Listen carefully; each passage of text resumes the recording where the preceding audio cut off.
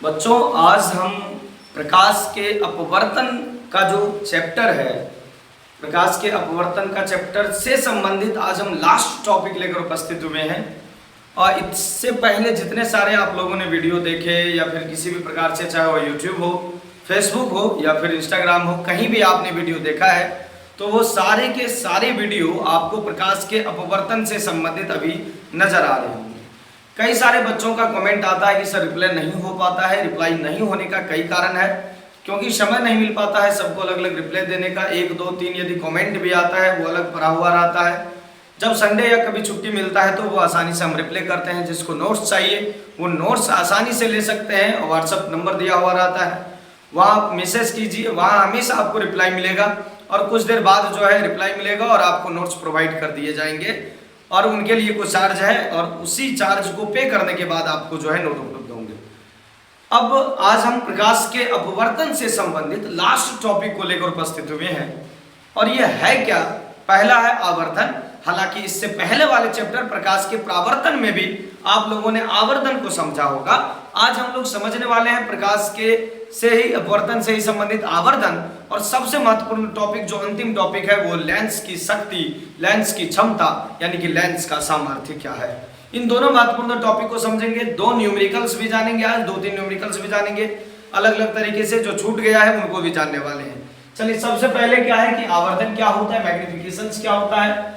प्रतिबिंब की ऊंचाई है, मान लीजिए कि h डैश, और किसी वस्तु की ऊंचाई है h, किसी वस्तु की ऊंचाई है h, दोनों के अनुपात को आवर्धन कहा जाता है।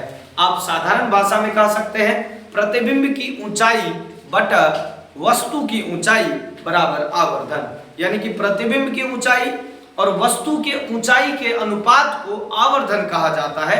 इसे m से सूचित किया जाता है। यदि प्रतिबिंब की ऊंचाई h डैश है और वस्तु की ऊंचाई h है तो आवर्धन m बराबर h डैश बटा h। दूसरी बात, इससे पहले वाले चैप्टर में हम लोगों ने पढ़ा कि प्रतिबिंब की ऊंचाई के अलावा हम प्रतिबिंब दूरी और वस्तु की ऊंचाई के अलावा हम वस्तु दूरी का भी उपयोग करके आवर्धन ज्ञात कर सकते हैं। तो इसीलिए यहां मैंने डायरेक्ट लिखा है क्या प्रतिबिंब की ऊंचाई की जगह प्रतिबिंब दूरी और वस्तु की ऊंचाई की जगह वस्तु दूरी का इस्तेमाल करके भी आवर्धन आसानी से निकाल सकते हैं। तो इस प्रकार से m बराबर h डैश बटा h या फिर v बटा u। अगर प्लस का चिन्ह है आवर्धन में तो ये बताएगा हमको ये काल्पनिक प्रतिबिंब का निर्माण हो रहा है। यदि आवर्धन में माइनस का चिन्ह है तो ये बता रहा है कि वास्तविक प्रतिबिंब का निर्माण हो रहा है। इसी प्रकार हम लोग लिख भी दिया करके कि आवर्धन का जो ऋणात्मक मान है वो वास्तविक प्रतिबिंब को इंगित करता है या बताता है। उसी तरह से आवर्धन का जो धनात्मक मान है वो काल्पनिक प्रतिबिंब को इंगित करता है या बताता है। अब बात आती है क्या आवर्धन का कोई मात्रक होता है? क्या आवर्धन के पास कोई डायमेंशंस होता है, विमा होती है? तो बिल्कुल भी नहीं। ना तो आवर्धन को मात्रक होता है और ना ही विमा होती है, यानी कि आवर्धन मात्रक विहीन या बीमाहीन होता है। Unit less and dimensions less होता है आवर्धन। आप कह सकते हैं आवर्धन को क्या, यह मात्रक विहीन है और ये बीमाहीन है, मतलब इसे ना तो मात्रक होती है ना ही बीमा होती है। ये बार बार ऑब्जेक्टिव में आपके एग्जाम में उपलब्ध रहते हैं कि निम्नलिखित में आवर्धन का मात्रक क्या होता है। ऑप्शन में हमेशा आपको मात्रकहीन या मात्रक विहीन नजर आएगा। चलिए आगे बढ़ते हैं। अब जो दूसरा टॉपिक लिखे हैं उस टॉपिक का नाम है लेंस की क्षमता, power of a lens. Lens की क्षमता मतलब लेंस की शक्ति, लेंस का जो सामर्थ्य होता है वो क्या होता है। हम कह रहे हैं कि किसी लेंस में इतना शक्ति है ये तुरंत किसी का जो है कागज में आग लगा देगा सूर्य। जैसे कोई उत्तल लेंस लेते हैं, उत्तल लेंस को यदि हम सूर्य के प्रकाश में रखते हैं, विसरित सूर्य प्रकाश को वो क्या करता है, एब्जॉर्ब कर लेता है और एब्जॉर्ब करके वो जो है किसी एक बिंदु पर फोकस करता है और फोकस करने के बाद उस कागज में तुरंत आग लग जाता है। नॉर्मल भाषा में आप कहें कि उत्तल लेंस के द्वारा माचिस की तीली को आसानी से जलाया जा सकता है, बशर्ते उस लेंस में पावर ठीक ठाक होनी चाहिए। यदि कम पावर रहती है तो थोड़ा लेट से जलता है, उससे भी कम रहती है तो जलने में बहुत समय लग जाता है। यदि लेंस की क्षमता ज्यादा है, पावर ज्यादा है, तो उससे ये होता है कि लेंस जो है ज्यादा किरणों को एक साथ एकत्रित करके तुरंत उस माचिस की तीली या कागज पर रख देती है, जिसके कारण लेंस जो है अचानक से वो कागज जो है अचानक से जो है या माचिस की तीली जो अचानक से आग पकड़ लेती है। ये कैसे हो पाया? ये सब लेंस की क्षमता का देन है। लेंस की क्षमता के कारण ही ये हो पाया। और लेंस की क्षमता जितनी अधिक होगी उतना ज्यादा उसकी फोकस दूरी बढ़ती जाएगी। चलिए अब हम देखेंगे कि लेंस की क्षमता आखिर है क्या, ये कैसे काम करता है, और लेंस की क्षमता कैसे निकाल सकते हैं, और लेंस की क्षमता यदि दी हुई है तो किसी लेंस की फोकस दूरी कैसे ज्ञात कर सकते हैं, इसको समझते हैं। यहाँ लेंस की क्षमता यानी पावर ऑफ लेंस। पहले तो ये समझिए लेंस की क्षमता है क्या।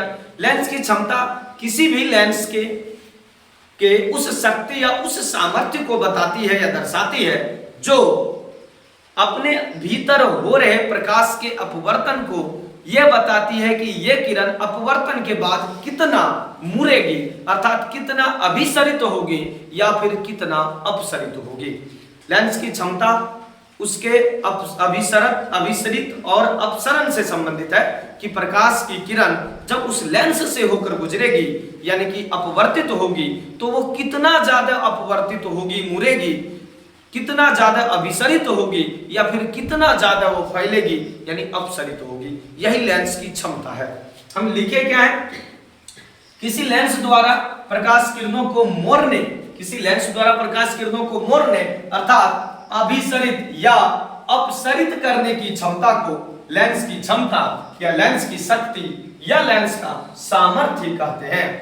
लेंस की क्षमता, शक्ति या सामर्थ्य को P से सूचित किया जाता है। पावर यानी कह सकते हैं इसको P से सूचित किया जाता है।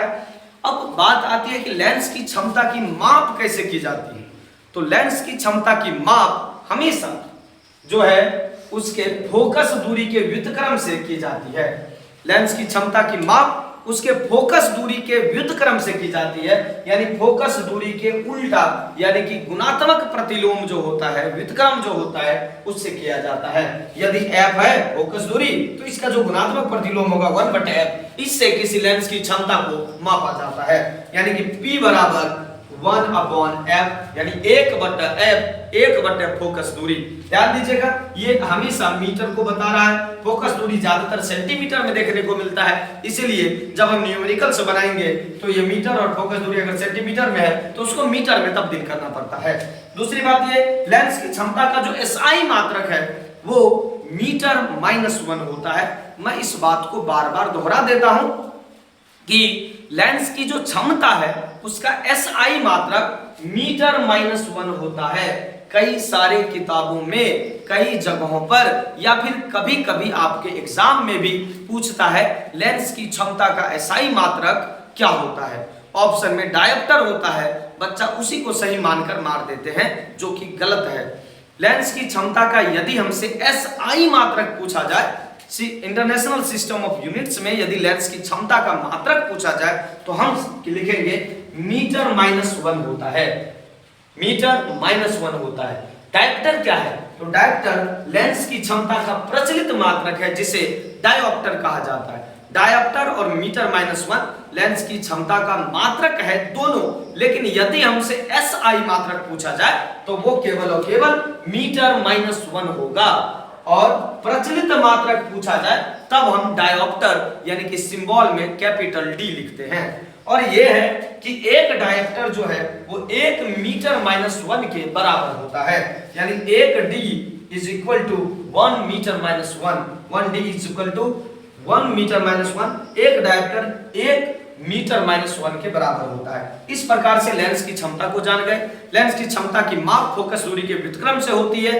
लेंस की क्षमता क्या है, किसे कहते हैं? तो लेंस की क्षमता, इसका सीधा अर्थ है कि जब प्रकाश की किरण किसी लेंस से होकर गुजरेगी तो वो लेंस से अपवर्तन के बाद उस किरण को कितना मोड़ेगी यानी कितना अभिसरित करेगी और कितना अपसरित करेगी, ये लेंस की क्षमता को बताती है। और इसके अलावा लेंस की क्षमता का जो SI मात्रक है वो मीटर-1 होता है, और लेंस की क्षमता का जो प्रचलित मात्रक है डायोप्टर होता है। आपके एग्जाम में ये ऑब्जेक्टिव में प्रति वर्ष लगभग पूछे जाते हैं। इसके अलावा ये सब्जेक्टिव में कभी कभी 2 नंबर में आपके एग्जाम में देखने को मिलता है।